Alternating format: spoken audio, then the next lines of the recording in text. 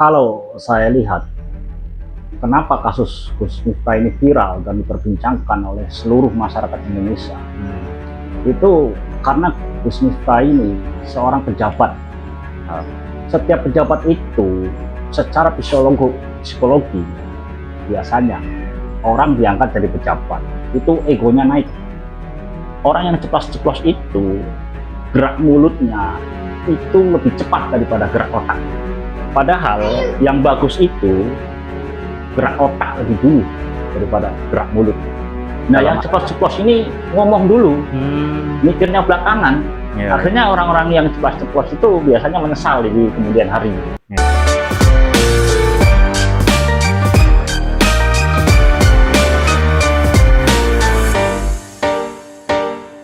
Assalamualaikum warahmatullahi wabarakatuh. Salam akal sehat. Oke guys, kita jumpa lagi di channel Dulur Official, channel yang bertujuan untuk mencerdaskan anak bangsa. Baik, untuk pembahasan kita kali ini, kita akan membahas mengenai Gus Miftah dan seorang bapak penjual ST yang dimana akhir-akhir ini sedang ramai diperbincangkan oleh seluruh kalangan masyarakat. Maka dari itu, kita akan membahasnya bersama narasumber kita, Abdul Rozak. Baik, langsung saja kita membahasnya. Menurut pendapat Bang Rozak, apa yang menyebabkan polemik Gus Miftah itu viral? Assalamualaikum warahmatullahi wabarakatuh. Bismillahirrahmanirrahim.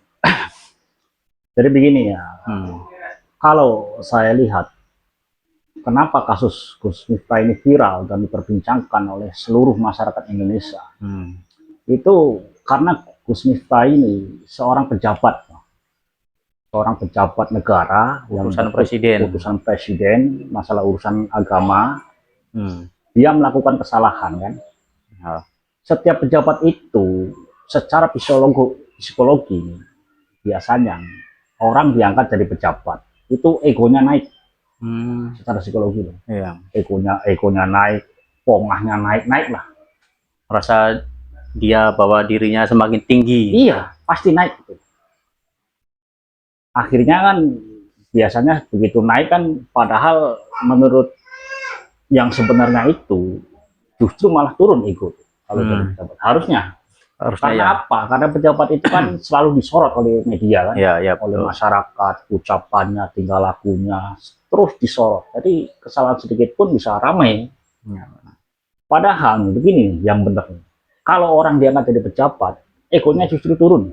Ya, bahkan ada seperti ibarat tanaman padi gitu. Nah, ya semakin tinggi semakin berilmu, bukannya semakin congkak, tapi dia semakin merunduk. Nah, karena mungkin banyak pejabat kita yang masih belum ngerti kan itu psikologi begini kan. Harusnya sebenarnya semakin rendah hati kan, semakin egonya naik kan. Justru dalam alam demokrasi itu yang egonya naik itu justru rakyat harusnya. Egonya naik itu rakyat, egonya di saat pemerintah salah, entah korupsi, entah bikin kebijakannya salah, entah penyalahgunaan wewenang, itu masyarakat egonya harus naik. Kritik terus, kritik habis tuh pejabat itu. Agar supaya pejabat itu hati-hati loh. Setiap tingkah lakunya itu disorot oleh masyarakat, hati-hati. Di saat dia hati-hati, nanti kan jadi pejabat yang bisa memberikan contoh, artinya kan. Dituntut setiap pejabat itu harus bisa memberikan contoh kepada masyarakat. Jadi keteladanan itu penting bagi seorang pemimpin. Cuman karena pejabat hal-hal yang begini kan tidak ngerti kan. Dan ada yang pikiran paling soal kebijakan, soal gaji, nggak ada yang mikir tentang psikologinya harus begini, tentang adabnya, tentang etisnya harus begini, nggak ada yang ngerti kalau begitu. Makanya bisa ramai karena dilakukan oleh seorang pejabat. Coba kalau yang berbuat begitu masyarakatnya, caci maki biasa saja karena tidak disorot kan. Nah itu masalahnya bisa ramainya karena seorang pejabat. Oke, baik. Selanjutnya, menurut pendapat Anda, apakah karakter Gus Miftah ini bisa berubah? Ini bahas soal karakter. Jadi begini, yang namanya karakter itu sebenarnya nggak bisa loh berubah. Sangat susah. Andai kata bisa berubah, itu paling seminggu, 2 minggu.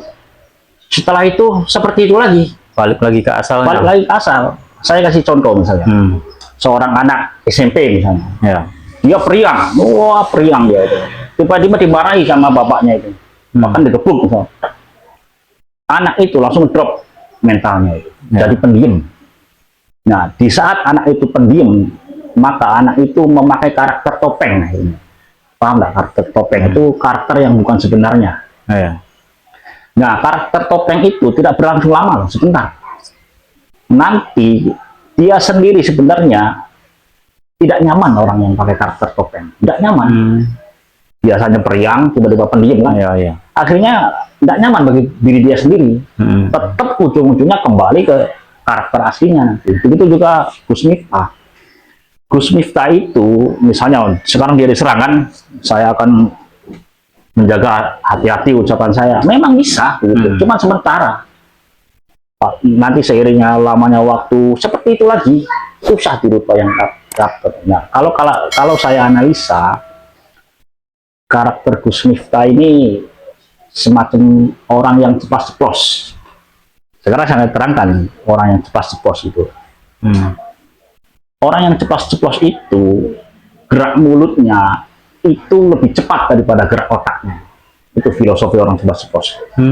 Iya. Padahal yang bagus itu gerak otak lebih dulu daripada gerak mulut. Dalam arti kalau mau ngomong itu kita harus mikir dulu. Iya. Setelah mikir baru ngomong. Nah, yang ceplos-ceplos ini ngomong dulu, mikirnya belakangan. Ya, Akhirnya orang-orang yang ceplos-ceplos itu biasanya menyesal di kemudian hari gitu. Ya. Karena masih belum ngerti kan ilmunya kan. Ya. Itu. Tapi sekarang ini kan Gus Miftah sudah mengundurkan diri sebagai utusan khusus kepresidenan. Nah, apakah menurut Anda sikap Gus Miftah ini sudah bisa dianggap sebagai sikap kesatria?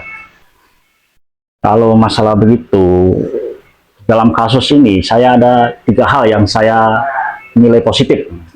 Saya tidak nilai dari yang negatif terus kan. Kalau yang negatif sudah banyak yang bahasan, saya nilai yang positifnya.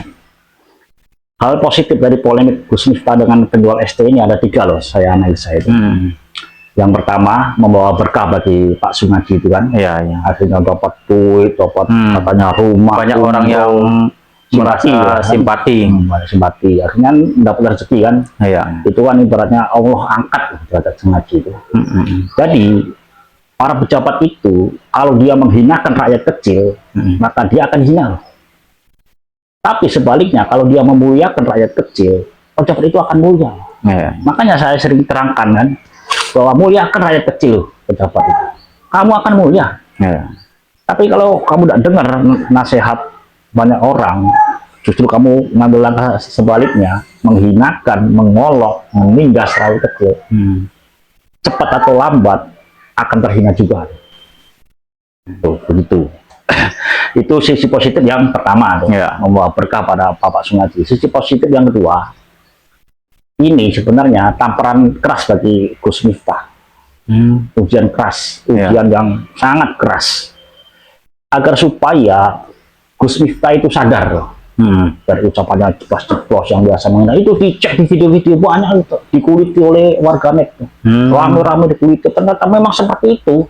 Ceplos-ceplos ngomong, istilahnya ngomong goblok itu sudah kebiasaan. Itu mungkin teguran yang langsung gitu dari Allah. Jadi sisi positif yang kedua adalah Gus Miftah akhirnya introspeksi diri kan, sadar melakukan kebaikan-kebaikan, itu kan hal yang positif kan, untuk memperbaiki diri, memperbaiki diri lah ibaratnya. Nah, sisi positif yang ketiga itu sebenarnya untuk para pejabat ini supaya benar-benar hati-hati loh, dalam omongan, dalam ucapan, tindakan, bahkan andai kata pejabat itu punya kesalahan yang fatal misalnya, itu harus legowo hatinya untuk mengundurkan diri loh, seperti Gus Miftah ini. Legowo mengundurkan diri. Oh, saya ini rakyat sudah tidak suka, sudah mendesak saya untuk mundur. Sadar diri. Sifat sadar diri itu penting loh bagi pejabat itu. Sadar diri. Kalau bahkan jarang sekali ada pejabat yang bisa mawas diri atau sadar diri. Iya. Bandingkan dengan yang di Jepang, misalnya pejabat di Jepang, kalau gagal banyak protes apa, dia malu mengundurkan diri. Sedangkan di Indonesia kan gablek istilahnya itu.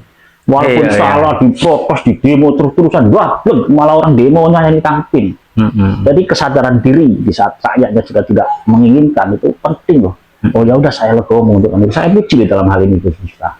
Dia memberikan contoh kalau sudah tidak mampu, rakyat tidak suka, ya udah legowo, saya mengundurkan diri kan. Ya itu penjelasannya itu. Baik, terima kasih. Oke, undangan selanjutnya.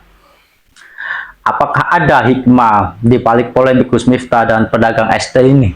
Banyak sekali hikmahnya itu. Hikmahnya banyak sekali untuk para pejabat ini kan, supaya Gus Miftah ini sudah memberi contoh yang baik lah kalau tidak mampu mengundurkan diri. Kalau rakyat tidak suka mengundurkan diri, itu bagus, positif sekali begitu. Agar supaya apa? Supaya pejabat-pejabat yang tidak punya kompeten, yang bermasalah itu mundur. Masih banyak loh yang berkualitas. Diganti yang berkualitas, yang punya kompeten, yang benar-benar dicintai oleh masyarakatnya itu. Masih banyak orang-orang baik itu di Indonesia. Masih banyak. Jadi menurut Anda keputusannya diambil oleh Gus Miftah ini bisa dijadikan contoh untuk pejabat-pejabat yang lainnya. Sudah contoh, bahkan aku juga sering kritik, mundur ini langkah yang tepat oleh Gus Miftah ini sebelum dipecat oleh Prabowo. Mengundurkan diri dulu, legowo gitu. Legowo. Iya. Kan lebih terhormat mengundurkan diri kan, nama baiknya masih terjaga kan, daripada dipecat oleh presiden kan. Malu loh dipecat gitu. Oke lah.